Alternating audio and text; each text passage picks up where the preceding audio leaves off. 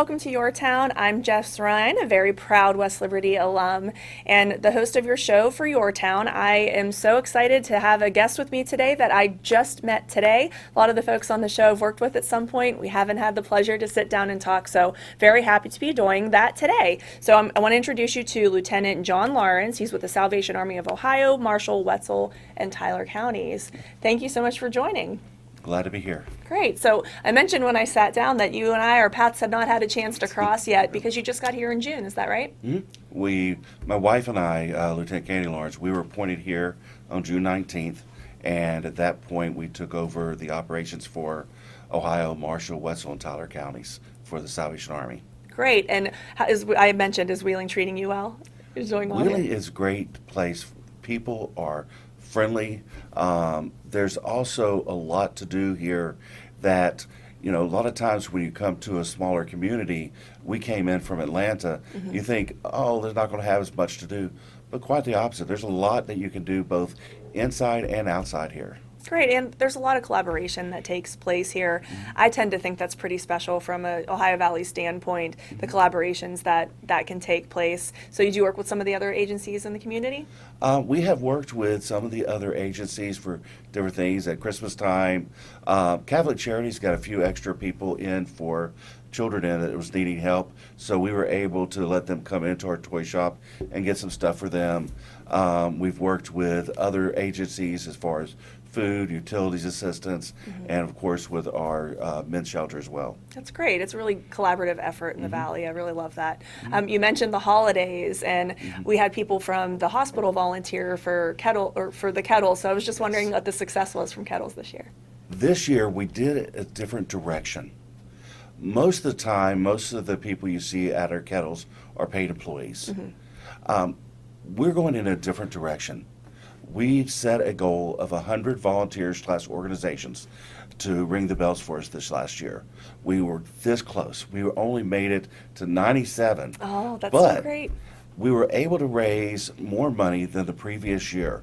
Between our kettles and kettle sponsorships, we raised around $10,000 to $11,000 more than we had the previous year. Oh, that's great. And of course, using all the volunteers, it lowered our expenses as well.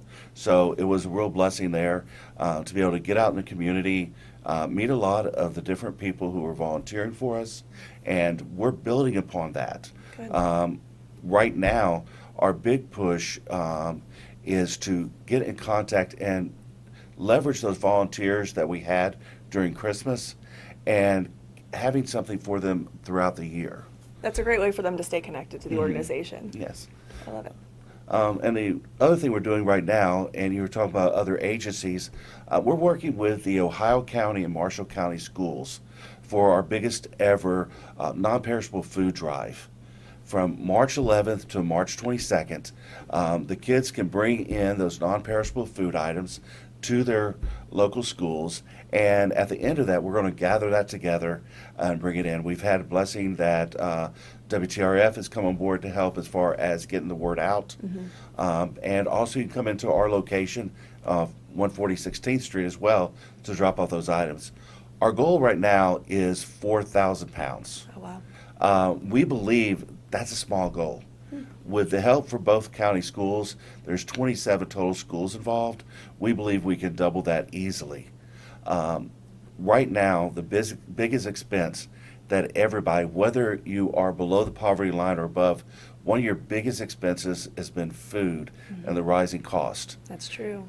And it hits those below the poverty level disproportionately because they already have limited income. And now they still have their utilities, still have their rents, still have their mortgage payments, car, insurance. Now the food is rising at such a rate in the last couple of years that they're having a struggle meeting it. So we're seeing more and more people, not only in Ohio County, in Marshall County, even operating right now 1 day a week, our food pantry there. We're doubling what we did the year before. Oh, wow. So the need is definitely there. It is. So anything that's collected will be divided between those two locations? Correct.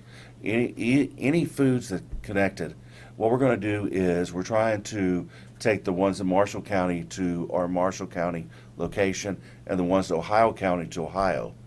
anything that, once those stockpiles are filled up, we're going to put them in storage at our core building on O Street, where we've set aside area there to store it so that we can continue to provide.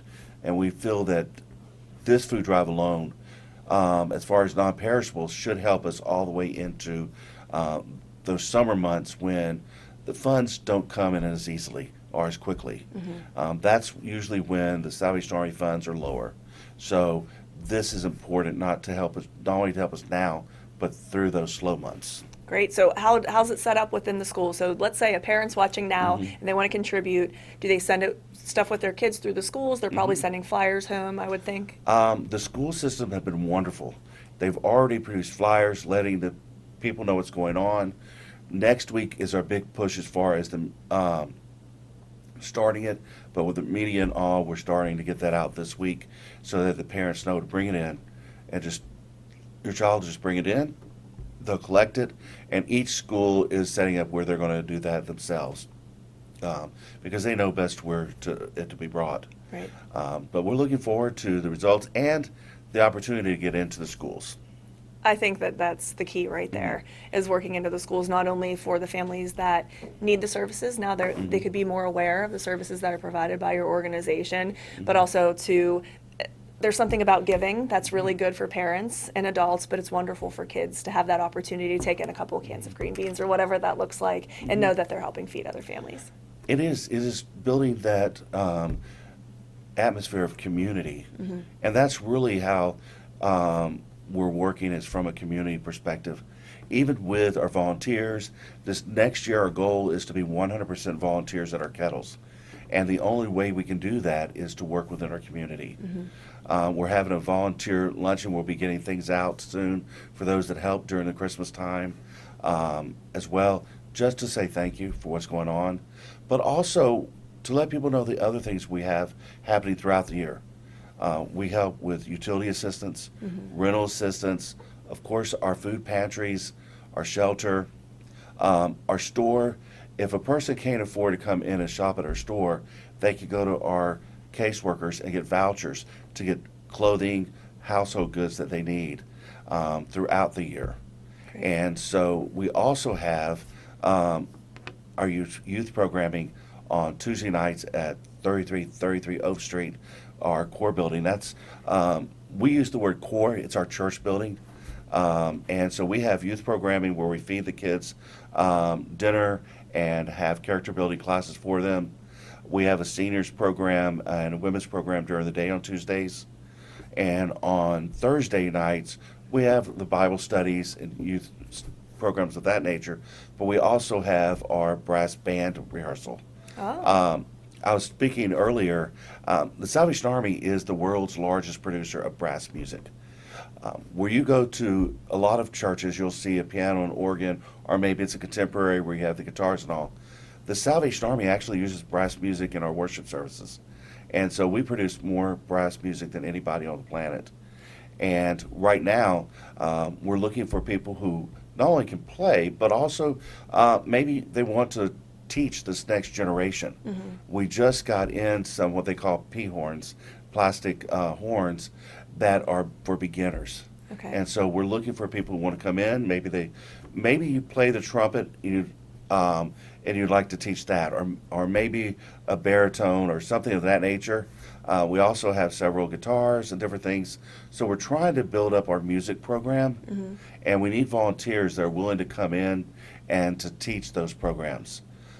It's true, and any educator will tell you that if you get kids involved in music, their confidence level increases, their sociably, they have more connections, and also it helps them academically.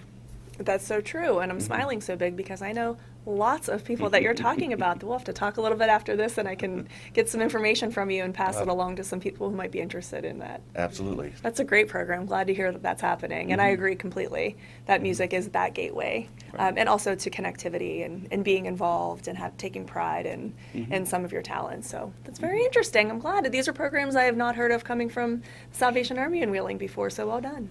Well, we've gotten these programs around. It's just it doesn't usually get outside of the building I a see. lot of times. People see us at Christmas time. This last year, we went from 388 children in our Angel Tree program a year ago to this last year. We had 505 kids in our Angel Tree, but we had an additional 250 in a Christmas shop that we did afterwards. So we did over 750 odd children were assisted just at Christmas time. That's amazing. And with that, we also gave food cards for Christmas. And when they came in to sign up for our Christmas program, they received food cards for Thanksgiving as well. That's great. And so we've got those programs. We also work with the schools. We have, of course, coats for kids. And we give those out usually in the month of October. And we had some left over in different sizes. And we took those to some of the schools both in Marshall County and in Ohio County. And so that they see the kids coming in and they know the need that's there, so they can take those coats and pass them out as well. Oh, that's excellent.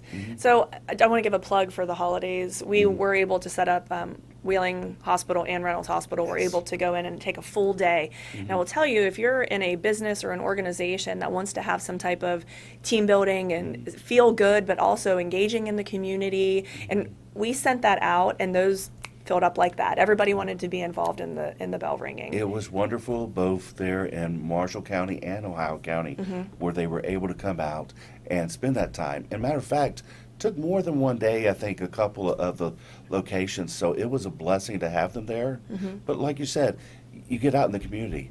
When someone comes up to a kettle of ours and they see a familiar face, somebody that they know is in their community, they're more willing to give because they know that if it's important enough for you to give your time, it's important enough for them to give as well. And like I said, our goal is 100% volunteer this next Christmas.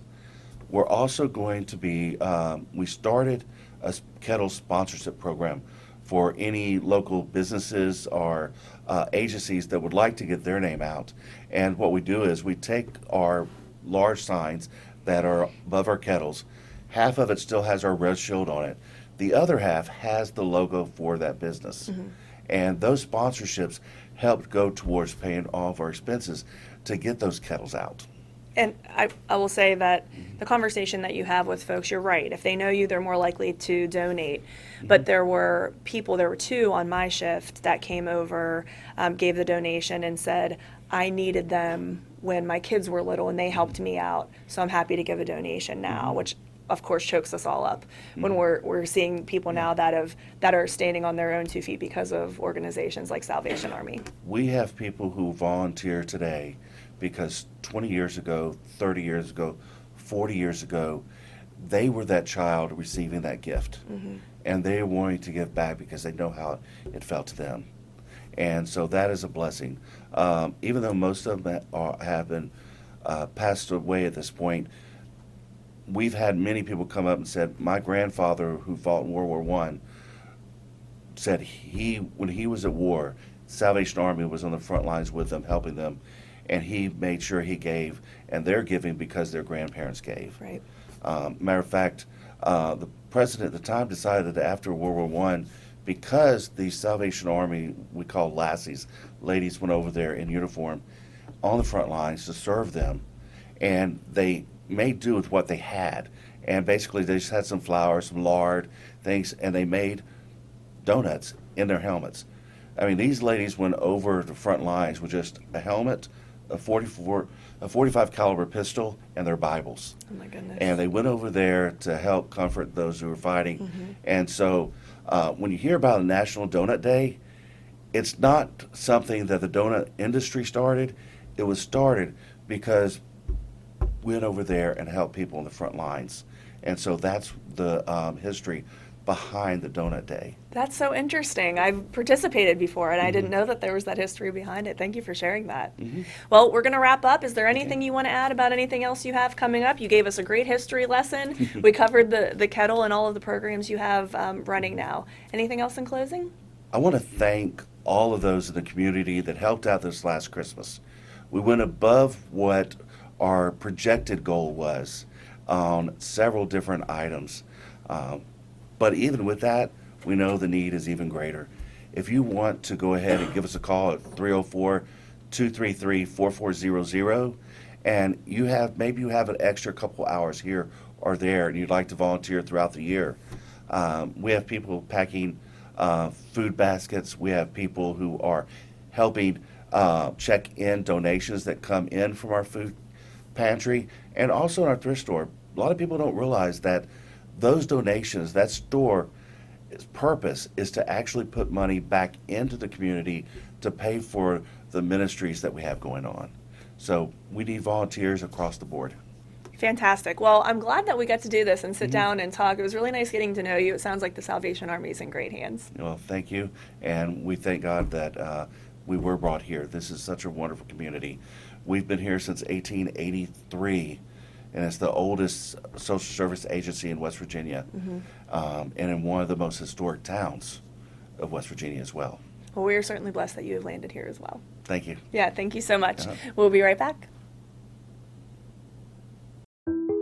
From humble beginnings in 1837, West Liberty University has been home to thousands of students. Whether you're a recent high school graduate or looking to complete a college degree later in life, starting your educational career at West Liberty University will be the catalyst for your future. This is a place where you will discover who you are and where you belong, surrounded by lifelong friends and a supportive faculty and staff. Start your journey home at westliberty.edu.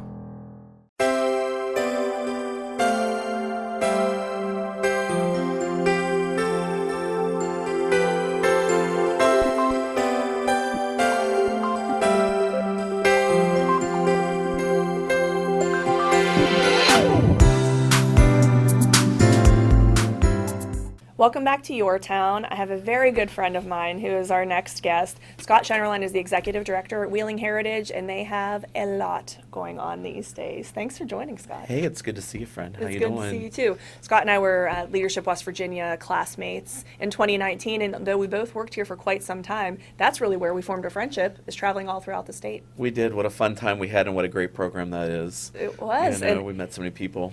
And at the time, you were with Ogilby, and now you have blossomed into this beautiful career, and you're doing such great things for the city, and I'm so, so proud of you. Well, thanks. I'm proud of you too. Thanks. You know, it's been great. My experience at Ogilby was so wonderful over the 29 years I was there, and so I'm always thankful and grateful for that. But this has been a new adventure, and I've been excited to be at Wheeling Heritage now for about 2 years, and we're doing a lot of fun things in the community. So the Artisan Center, I know, just went through a huge renovation. Tell people what they can expect now. It did. The building's just been completely transformed, and it really needed it. It hadn't had anything done to it in 30 years. And so basically what we've done is we've moved our retail shop, which we operated on the second floor, to the first floor. We've added another tenant, Prodigal Daughter from Steubenville, Ohio, which we're really proud of. Bringing new people to Wheeling is exciting. And the restaurant and bar, River City, has moved over onto the one side, and we'll get outdoor dining eventually when the streetscape finishes. So all that is brought together, and the atrium really is being used as a place where we put artwork and things like that, and have galleries to further our mission in arts and culture. So we're really excited about the new look and the fresh opportunities that brings us. If people were walking in before, they would have had to go up to the steps to see the area, to see some of the artwork and some of the things to purchase. Now that's street level, correct? That's all street level, which is really exciting. And the second floor, we're still working on what to do with that area, but we're really excited to finish that and move on with the building. And it's a great tie-in with all the streetscape work and everything that's going on downtown right now. So we're excited. It'll be beautiful when it's complete. Yeah. And I did hear a rumor that there was outdoor seating, so you just confirmed there will be outdoor There seating. will for the be outdoor restaurant. seating. How it works is when they do the sidewalks, and I think they're coming down Main Street right now, making sure that they can finish that this year and maybe get that paved hopefully soon. So the side piece on 14th Street between West Bank and our building, that's where the outdoor dining will be. And we have the fence and the planters and everything ready to go as soon as they do the new sidewalk. And other great, exciting things coming to the downtown area as well. The Gateway Center is a huge project. Is it that it's still considered downtown, right? Or Yes. right on the verge of Yes. Warwood. Oh, yeah. So a huge project, such a big undertaking for your organization, and super exciting, and what great possibility for us. When I come across the bridge now, I look at that space a little bit differently, thinking about what it might become. Oh yeah, it's needed of an upgrade. The gateway into the city should be something really special, and right next to the historic suspension bridge, which looks beautiful now, all lit up. This is an opportunity, maybe a once-in-a-lifetime opportunity to really do something really great there. And we're really, really working hard to try to make it happen. And I know there's a lot of thoughts of things. We just went through the Gateway survey to see what everybody thinks, and there are a lot of opinions. And we're trying to do our best to pull everything together so it's something everybody can be proud of, not only the community, but the visitors. And I know you're still in the planning phases of all of that, but ideally, what is that space going to look like? Even if it's a little bit generic now because things aren't fine-tuned yet, what do you envision that space? Sure. The first thing we had to do was get this community survey done, and that will inform the architects on what people want. Then we're doing some financial modeling as well to see what's going to be sustainable on that site, because we don't want to build a building that you can't take care of. Right. So it's very important to get all that piece together. But I really think when we look at a visitor center and a heritage center, and you saw some of that in the survey, that people like to know about the history and everything of the area, we need to understand that those are just two little portions of that whole project. And so there will be a piece, whether that be a boutique hotel or housing or something that's going to help sustain that. But the visitor center, we're working with the state really closely with Secretary Chelsea Ruby's office. They have been fantastic with us, and really just trying to make sure that we have a great visitor experience, to get them there, orient them, and send them out into Wheeling to experience everything else that the Ohio Valley has to offer. And again, coming across that bridge and seeing that space all done up is going to be beautiful. What's that timeline looking like? Well, the hope is right now was to get the community survey done, and then we're waiting on one more piece of funding. That's been a big project, trying to line up this funding for the last 2 years, and we're still working very hard on that. Once that comes in, I know the demolition and remediation bids are out there right now, and they'll be looking at those soon. The first phase is to get the building on the ground, and we're really hopeful that by the end of the summer we could do that if the funding and everything lines up accordingly. That's the major thing. And then the architects, now that the survey is finished, now they can start looking at basically what they're going to do and start unfolding what this picture looks like. I'm really hopeful, honestly, that there is some sort of restaurant component with like fire pits and things that overlook the river. You've got to connect to the river. The river is a beautiful asset, and I think we need to continue to use it more and more to our advantage. I agree, and you'll see different places up and down the river that do take advantage of that. We haven't done, it's a great backdrop for a lot of things, but I agree, I think that would be lovely to have that as the backdrop. There's something about the water. It's just therapeutic. It's nice to be out by the water. Well, when you look at the history and everything, the water was used, we were all about industry, and so they were using that and the railroad there all up and down to bring things in, and you can see the homes surrounding that. And now I think in this new generation, we need to look and we need to appreciate that for what it is now and start using it. There's a boating community out there too that should be stopping up and down the river to get off and come into Wheeling to eat, to dine, to shop, to do whatever they want to do and experience the history and culture. So I think there's a lot of opportunities there as we continue to look at that and how the gateway connects Wheeling to the river.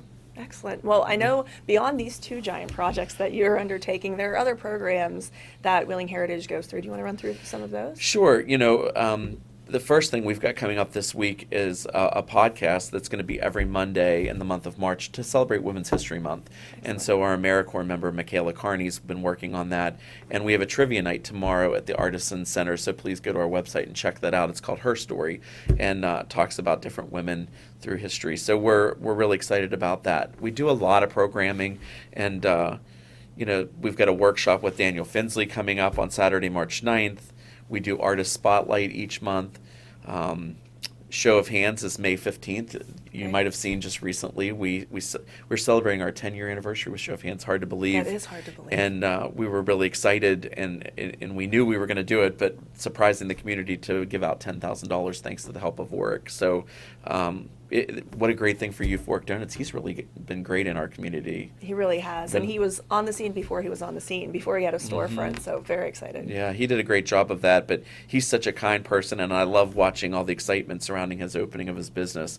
And that's one of the key factors of our business, is to help small business.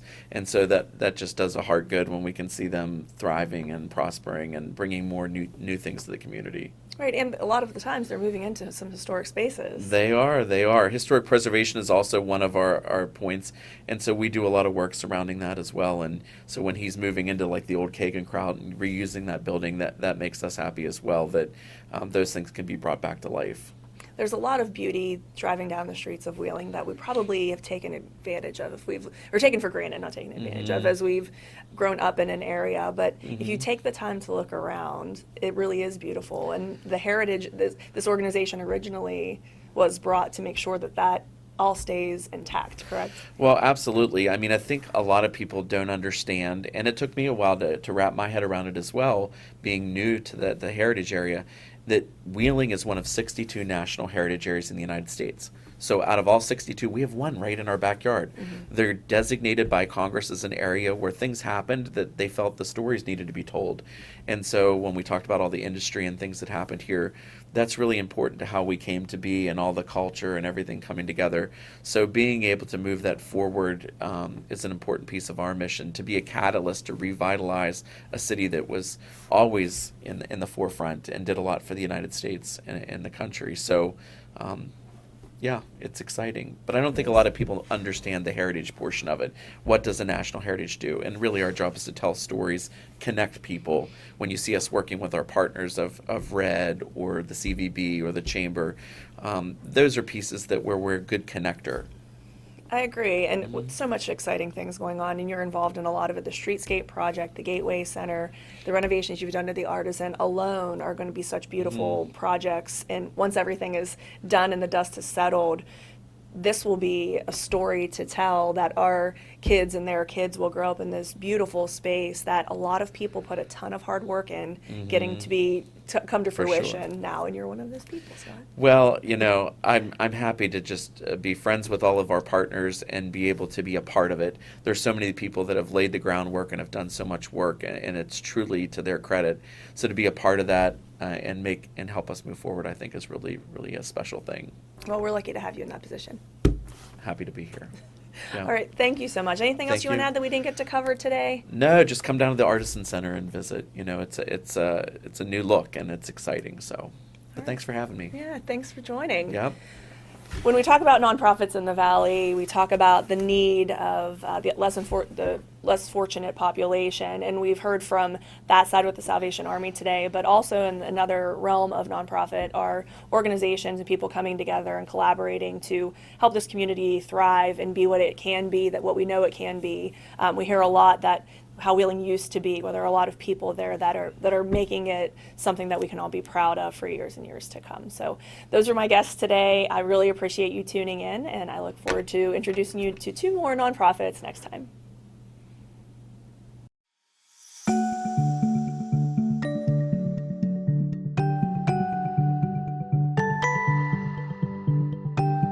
I am completing my postmaster's educational leadership certification, and what I like about it was that I could complete it completely online. My classes each week are very structured, so I don't fall behind, yet it is flexible because I can kind of work on my own pace and I can adapt to my schedule. Even though it is online, it's set up so that you can develop personal relationships with your classmates and with the faculty. I feel that West Liberty is preparing me to be a future leader. One of the requirements in the program is to work closely with a supervisor, and this provides the opportunity for an authentic experience. I think school leadership development is very important for future leaders so they can get a taste of what they're going to be doing every day and help prepare them for the future. I feel that this has been one of the most valuable professional developments that I've ever had. I've learned a lot about not only leadership, but about myself. And I feel that it has made me a better teacher. The collaborative work that I do with Kayla is definitely very valuable. She's been a great help to us here at the school. Recently, we have been working on scheduling for next year. We have been working on getting the students who require special education services in the right classes, if they need small group instruction or collaborative instruction. We have also worked on school discipline. I recently completed a root cause analysis on discipline referrals and suspensions, and I'm planning on using that for my final capstone project. One of my goals after completion is to someday become an administrator because I want to have an impact on improving organizational outcomes to not only better the school system but the community as well. I hope to someday foster an environment that emphasizes teamwork, innovative thinking, and equal participation to achieve objectives. I guess if I was saying what my overall goal was, is just to be the best leader that I can be, and I want to inspire and empower others. I want to build collaborative and culturally responsive relationships within my building and throughout the county.